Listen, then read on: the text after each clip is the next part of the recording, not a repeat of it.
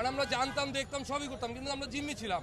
কারণ সে কিছু হলে থানায় র্যাব, পুলিশ সব জায়গায় বিচার দিয়ে দিলেই তার পুলিশ আমাদেরকে হয়রানি করতো। আমার ভাই ও জব করে, আমার মামি মারা গেছে, সেখানে আমার ভাই ছিল না, ও আমার ভাই নামেও ঢুকাই দিছিল তা মামলায়। তাহলে বলেন আমরা কি করব সাধারণ মানুষ? কারণ যেখানে র্যাবের সিও, মিরপুর থানার ওসি, অনেক ঊর্ধ্বতন কর্মকর্তারা আসতো এখানে খাবার দিতে, সেখানে তো মানুষ এমনি ভয় পাবে।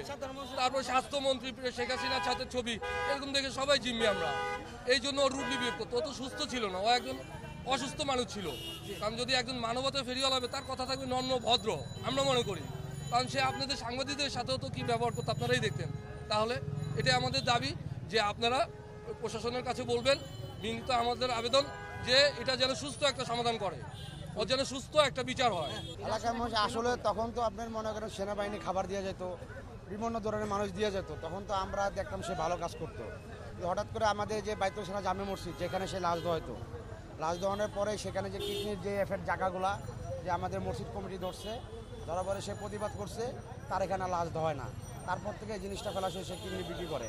তারপরে এক মুরব্বী বাচ্চা দিছে, উনি আসছে বাচ্চা নিতে, ওনার বাচ্চা সে দিতে পারে নাই, বাচ্চা কী করছে সেটা দিতে পারে নাই। এটা মিডিয়ায় দেখছি, আমরা লোকজন একসাথে হয়েছি, এরকম প্রতিবাদ করছি, সে কিছু করতে পারে নাই। পরে আমরা থানায় অভিযোগ, মানে যেটা তো একাই পুলিশ প্রশাসন আসছে, তারপরে ডিবি এসে নিয়ে গেছে।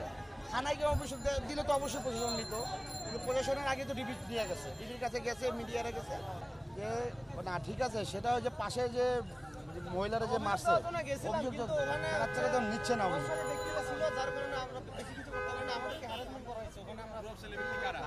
ব্যবসায়ী বলতে ওখানে হচ্ছে তাদের সাথে একটা ভাই কিছুক্ষণ আগে বললো, তাদের সাথে বিভিন্ন ব্যক্তির চলাফেরা থাকে, এই জন্য আমরা সাধারণ আর তার যে 16 মিলিয়ন ফলোয়ার, এটা অবশ্যই হচ্ছে লোকজন বিশ্বাস করে এবং তার উপর আস্থা করা থেকে হয়েছে।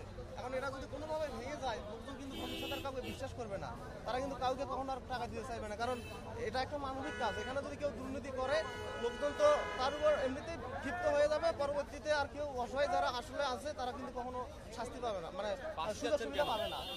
চাচ্ছে যেহেতু তারা এই অসহায় লোকদের উপর দুর্নীতি করছে, এটা কিন্তু ছোটখাটো একটা বিষয় না। হওয়া উচিত হলে তাহলে হবে কি, তাহলে পরবর্তীতে যারা এইভাবে অসাধু উপায়ে যারা কর্মকাণ্ড করতে চাইবে, তারা অনেক মানে তাদের ভুল বুঝতে পারবে আর কি, সমাধান আসতে পারবে।